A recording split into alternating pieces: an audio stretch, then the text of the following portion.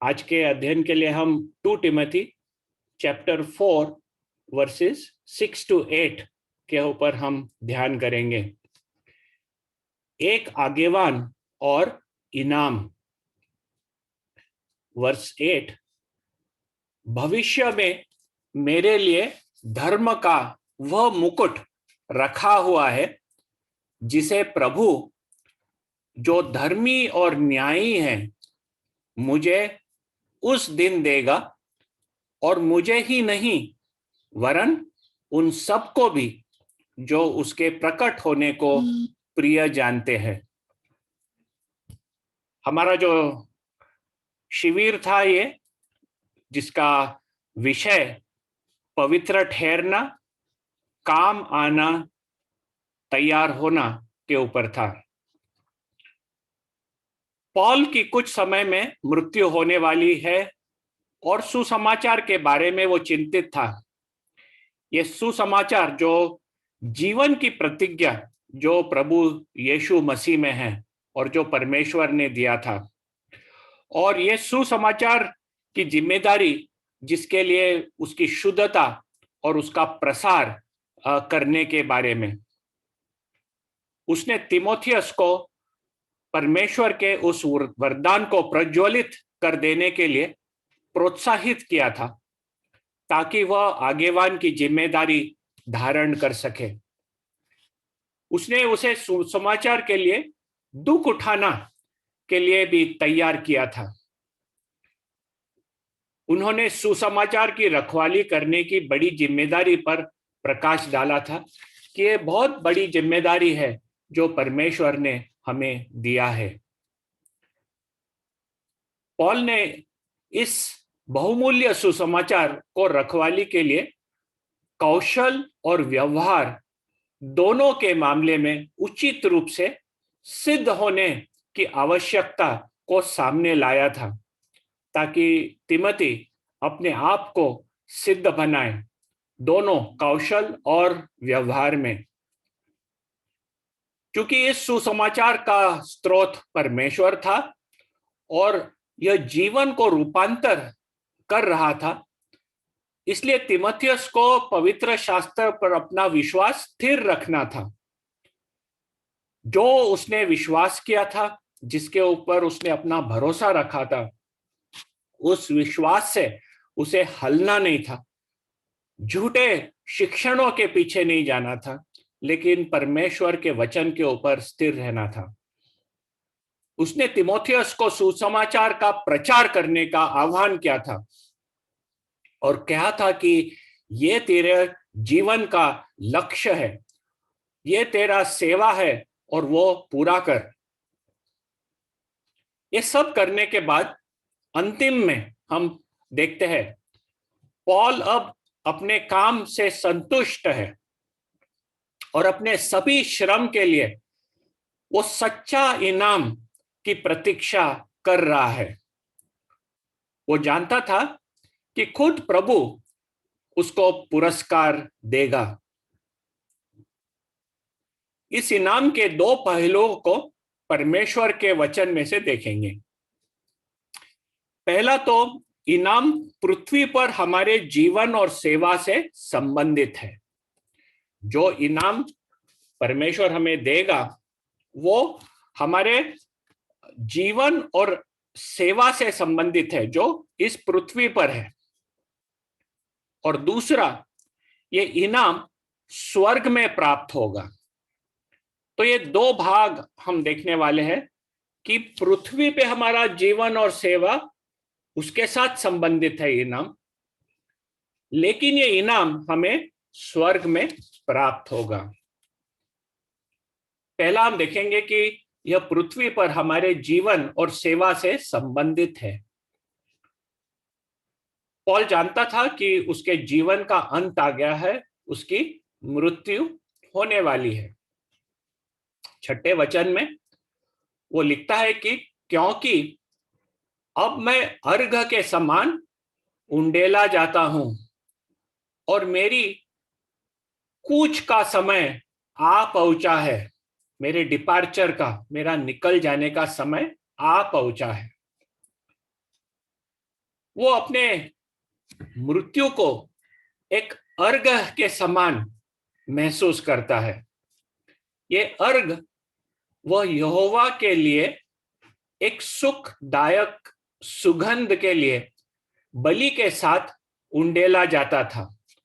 तो जब भी बलि चढ़ाया जाता था तो उस बलि के साथ एक सुखदायक सुगंध, वो अर्घ भी उंडेला जाता था। पौलुस ने अपनी मृत्यु को घिनौनी और जिससे भाग जाने के रूप में नहीं देखा, परंतु परमेश्वर के लिए सुगंध, सुखदायक सुगंध के रूप में देखा।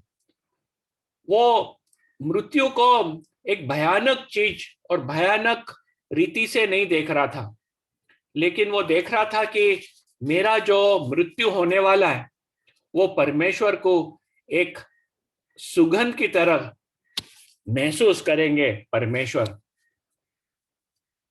पॉल का जीवन जब देखते हैं कि ये एक जीवन था जो अच्छी तरह से परमेश्वर की सेवा में बिताया गया था।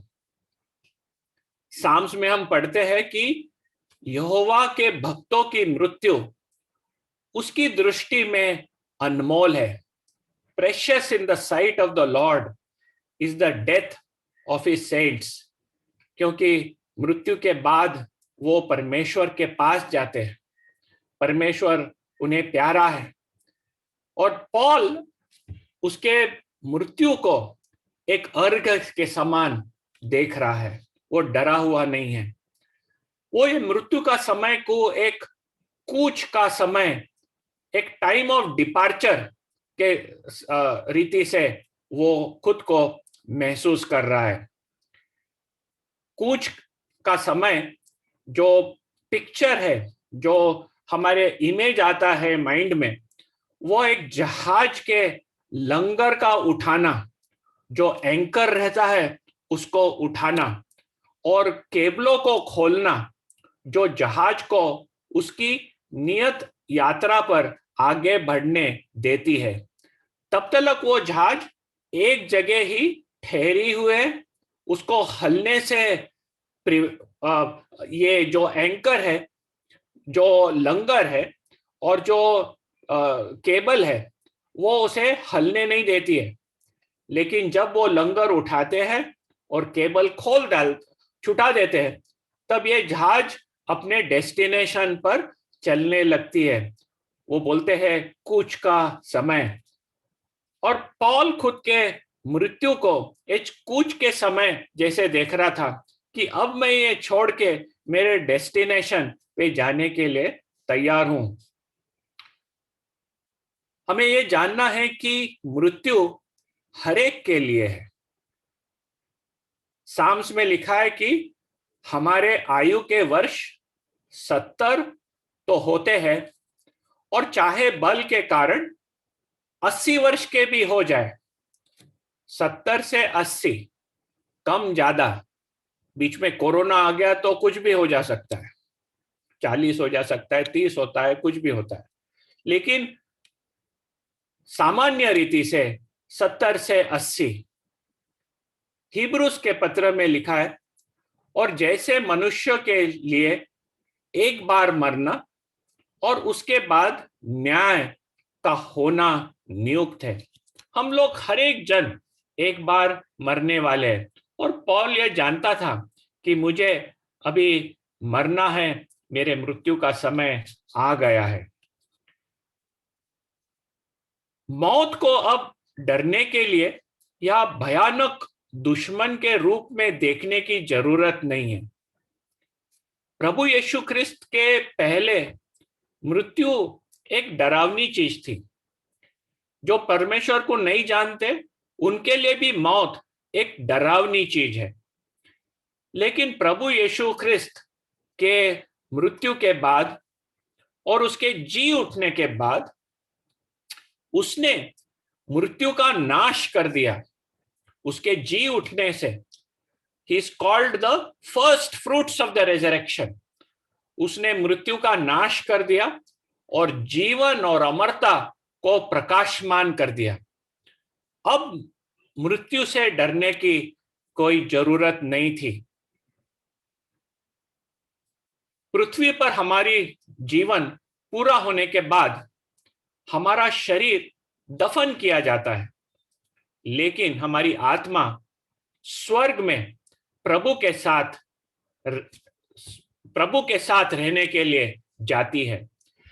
तो जब हम देखते हैं कि, और पौल ये जानता था और सिर्फ इसका प्रचार नहीं किया, उसने अपने पत्रों में नहीं लिखा सिर्फ, लेकिन उसका समय जब आया जाने का, वो इस कॉन्फिडेंस के साथ अपने मृत्यु की ओर देख सकता था और बिल्कुल उसमें डर नहीं थी।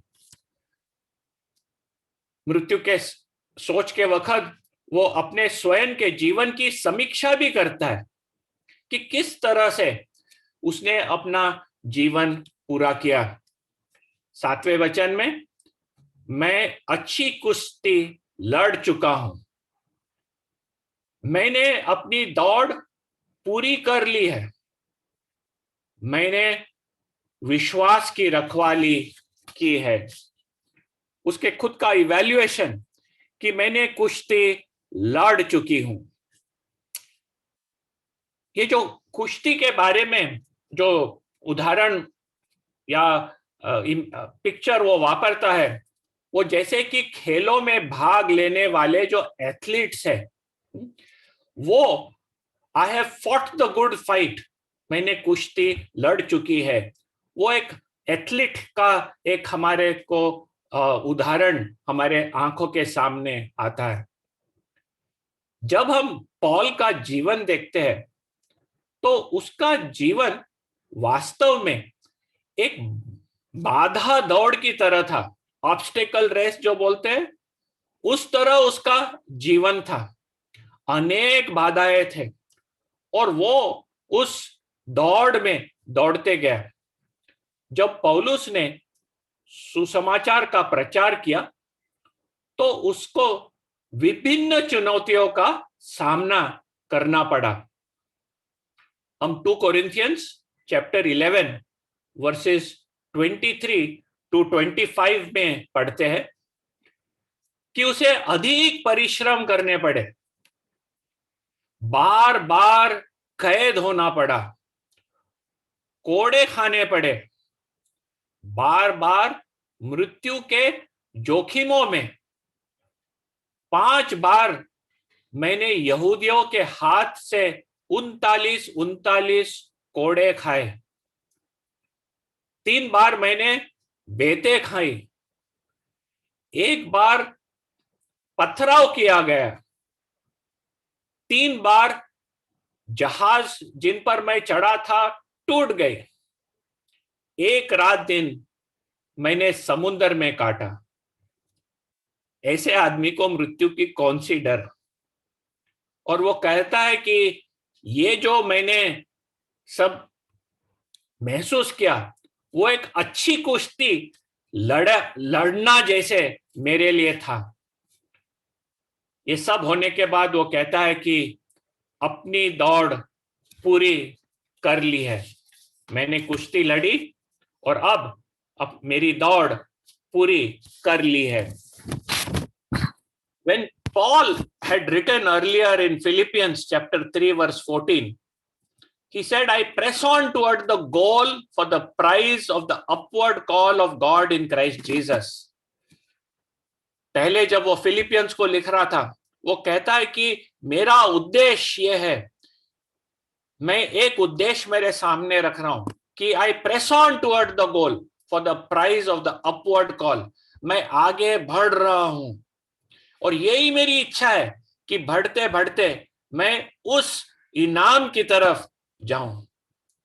अब उसका जीवन खत्म हो गया है, अंत के समय है, और वो कहता है कि हाँ, ये जो दौड़ मेरा चल रहा था वो मैंने पूरा कर लिया है, बीच में छोड़ा नहीं। बहुत सारे तकलीफें आई लेकिन मैं दौड़ को बीच में छोड़ नहीं दिया, मैं भाग नहीं गया, मैंने हाथ नहीं उठा लिए, मैंने उसको पूरा किया।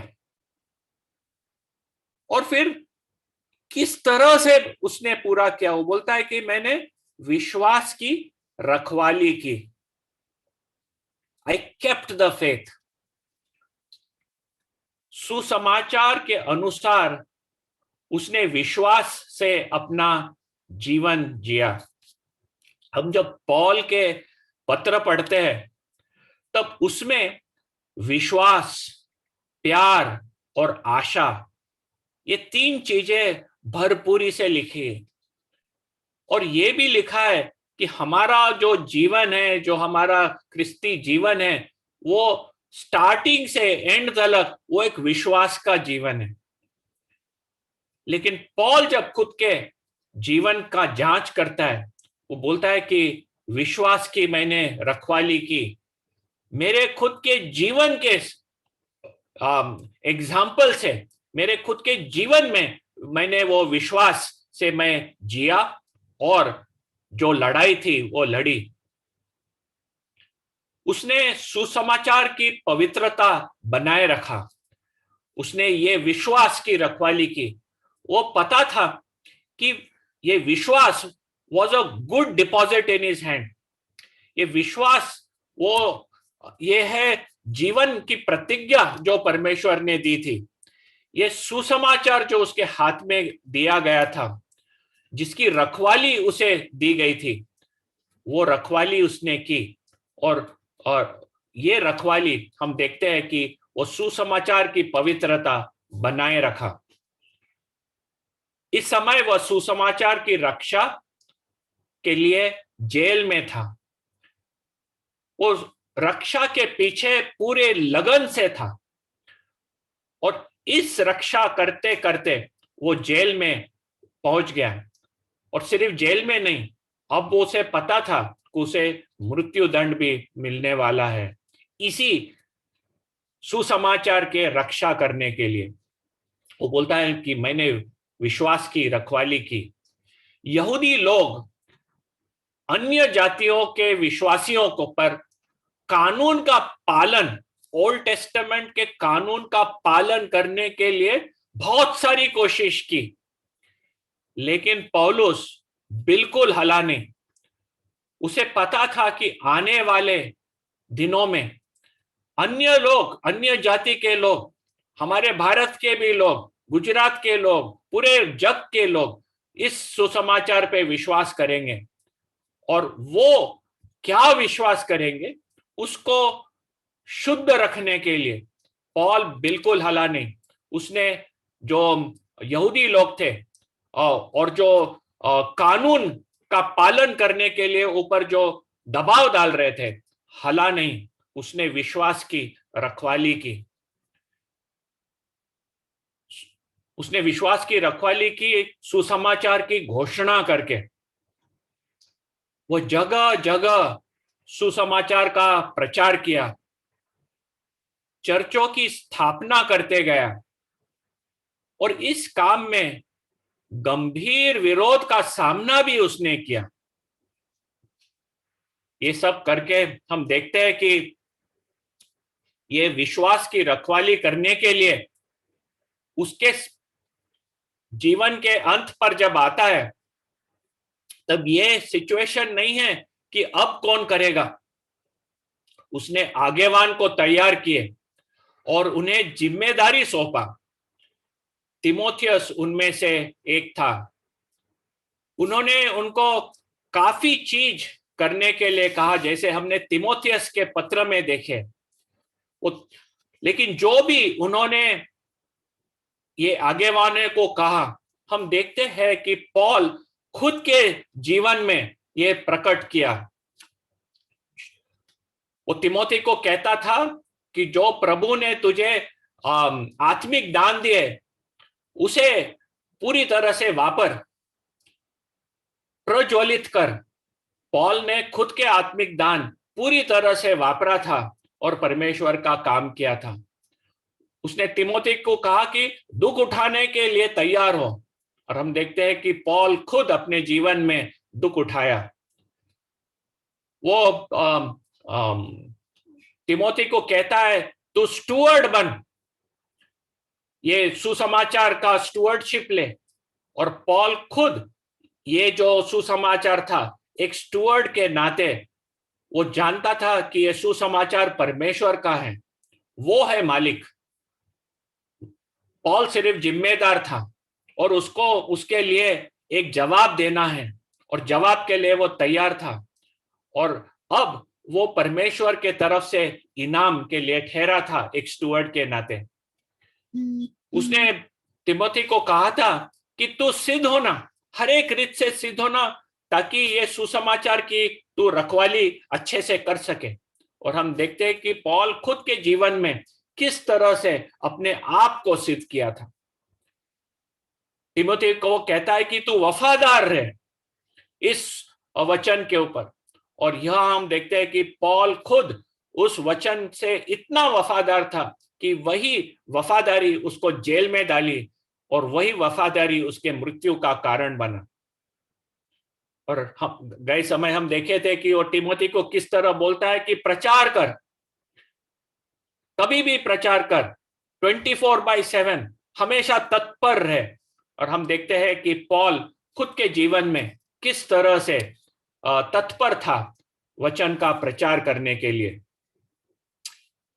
पॉल अपने जीवन को संतुष्टि के साथ देख रहा था, भले कि वह जेल में मौत की सजा की प्रतीक्षा कर रहा था, लेकिन उसे कोई दुख नहीं था, वो संतुष्ट था। मुझे पूछना है आपको कि आपके जीवन का अब तक का सफर कैसा रहा? आप सुसमाचार के आगेवान हैं। आज एक सेशन था सेटिंग प्रायोरिटीज।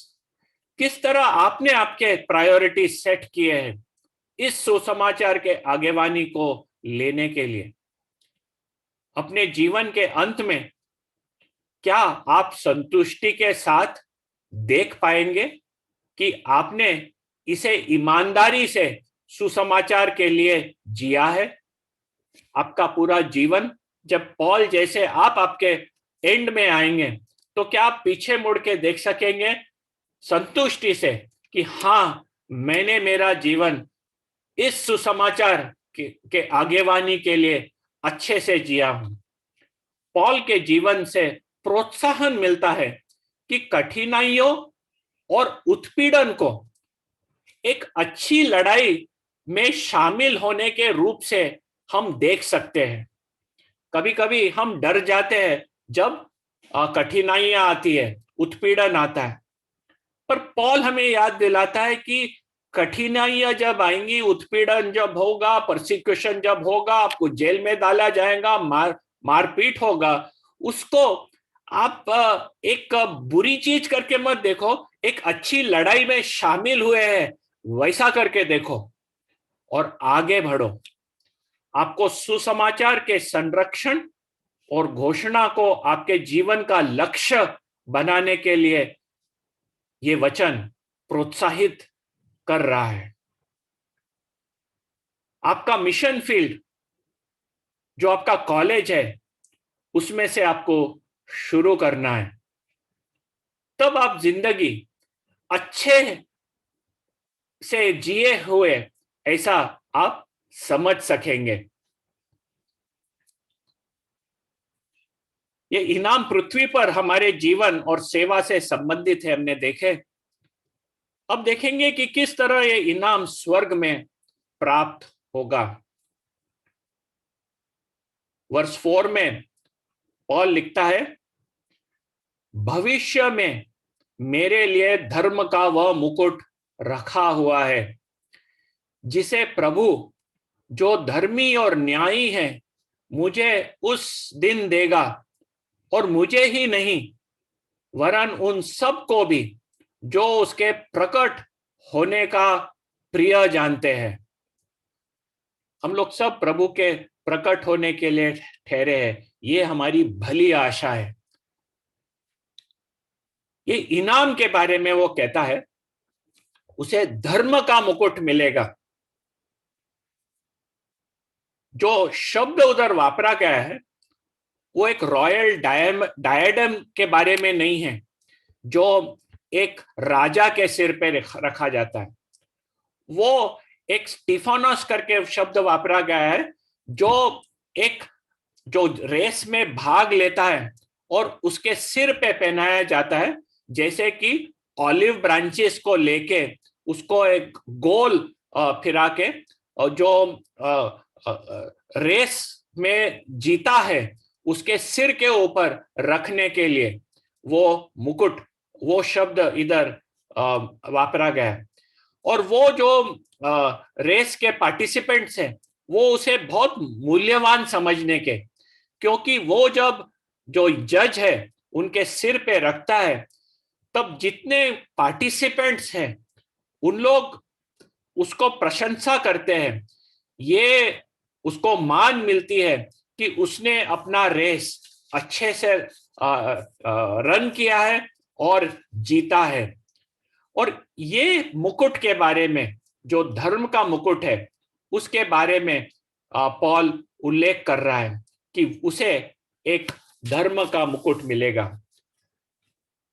वो धर्मी घोषित किया जाएगा। ये जो धर्म का मुकुट के बारे में लिखा है, ये हमारे कार्यों से संबंधित नहीं है।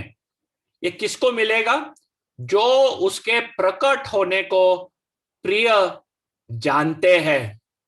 सब जन जो प्रभु यीशु क्रिस्त को प्रकट होने को प्रिय जानते हैं, उन्हें प्रभु यीशु क्रिस्त देने वाला है। जब हम हमारे जो रेस है वो कंप्लीट करते हैं, हमारी मृत्यु होती है, हम उसके पास जाते हैं।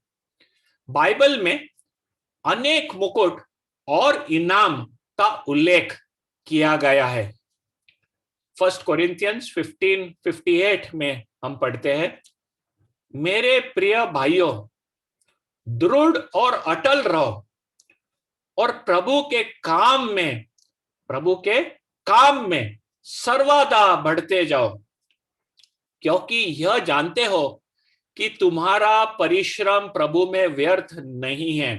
तुम्हारा परिश्रम प्रभु में व्यर्थ नहीं है। प्रभु देखता है और प्रभु आपको इनाम देगा। तो ये जो इनाम जो पॉल अपेक्षा कर रहा है, वो उसको कौन देने वाला है? ये प्रभु जो धर्मी न्यायी है वह पुरस्कार देगा। और ये पुरस्कार प्रभु के हाथ से मिलने के लिए पॉल उत्सुकित है। ये जो इनाम है वो रैप्चर्ड चर्च के लिए बीमा न्याय सिंहासन के सामने होगा। जब चर्च का रैप्चर होगा, जब हम उठाए जाएंगे, हम प्रभु को आकाश में मिलेंगे और उसके साथ स्वर्ग में जाएंगे, उस समय उसके बीमा जजमेंट थ्रोन के सामने वो हमें ये इनाम देगा। 2 कोरिन्थियंस 5:10, क्योंकि अवश्य है कि हम सबका हाल मसीहा के न्याय आसन के सामने खुल जाए। ये न्याय आसन बीमा जजमेंट थ्रोन है। न्याय आसन के सामने खुल जाए कि हर एक व्यक्ति अपने अपने भले बुरे कामों का बदला जो उसने देह के द्वारा किए हैं पाए।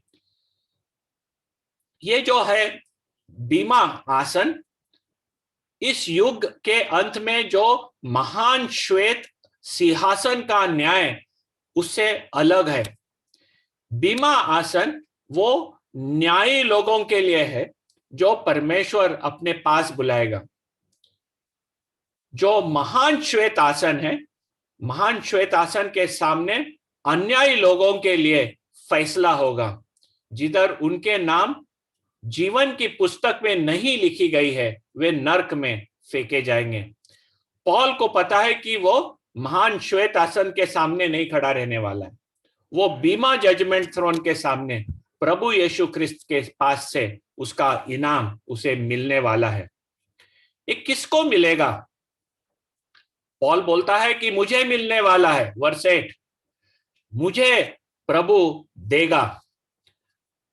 लेकिन सिर्फ उसको नहीं, लेकिन उन सबको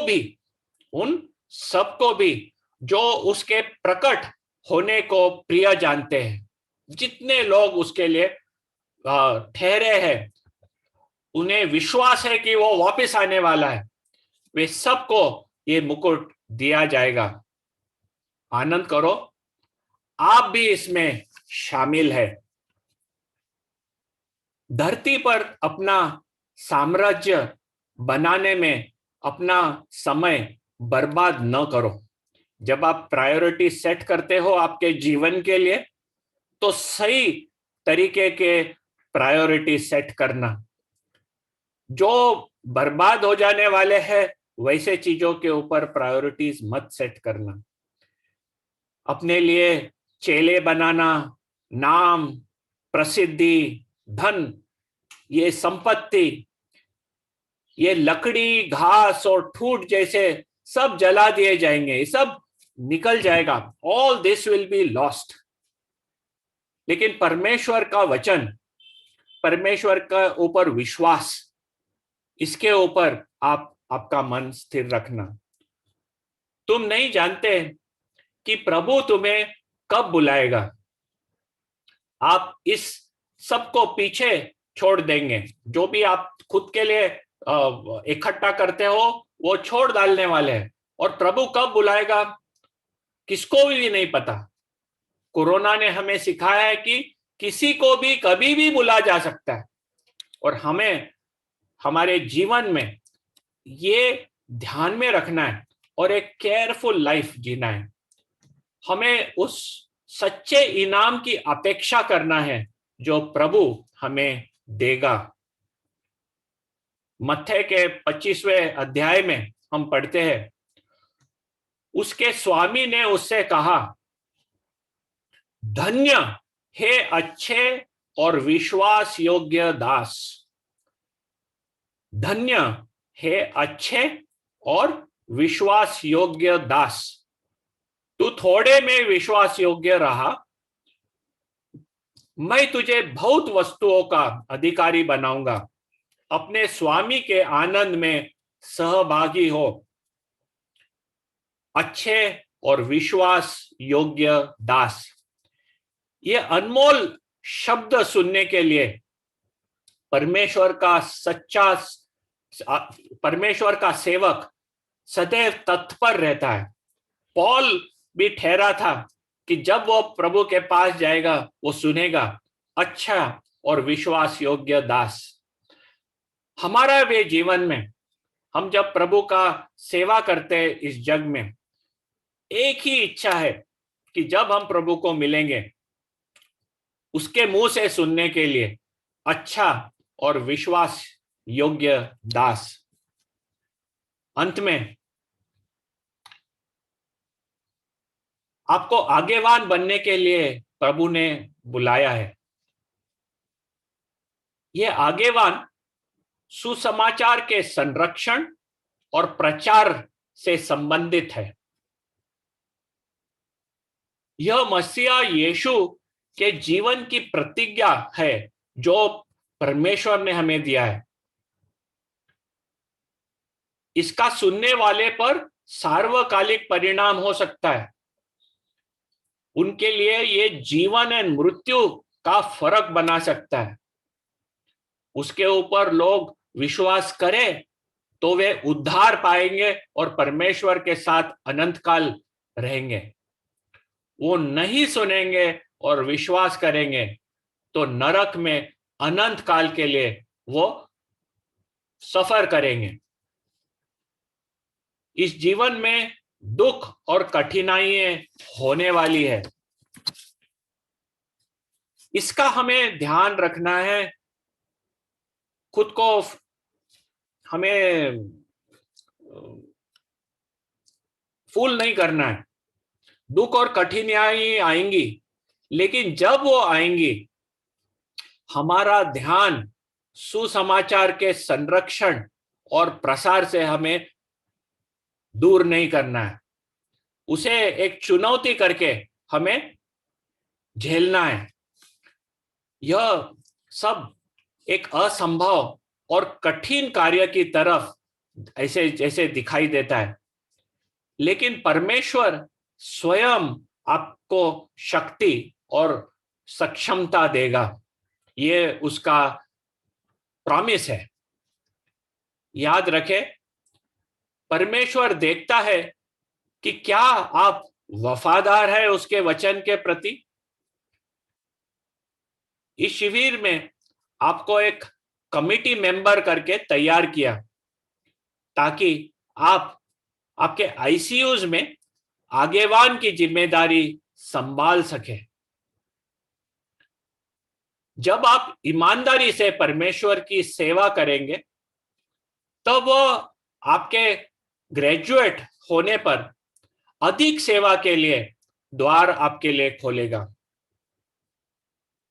परमेश्वर आपको इनाम देगा और ये इनाम स्वर्ग में मिलेगा जब हम प्रभु से मिलेंगे और हमेशा के लिए उसके साथ रहेंगे। हमारे मन में हम ये तय कर लेना है कि इनाम सिर्फ स्वर्ग में हम परमेश्वर से अपेक्षा करेंगे। इस जग में इनाम खुद के लिए हासिल करके खुद के लिए जमा करने के लिए हम नहीं रहेंगे। जो हमारी जरूरतें हैं वो परमेश्वर हमें देगा, बहुताई से देगा, लेकिन हमारा ध्यान उस पे नहीं है। हमारा इनाम परमेश्वर के हाथ से मिलना जब हम ये जग छोड़ के जाएंगे। पवित्र ठहरना, काम आना, तैयार रहना, इस तरह बनने के लिए हमेशा आपका ध्यान केंद्रित रहने देना। आओ प्रार्थना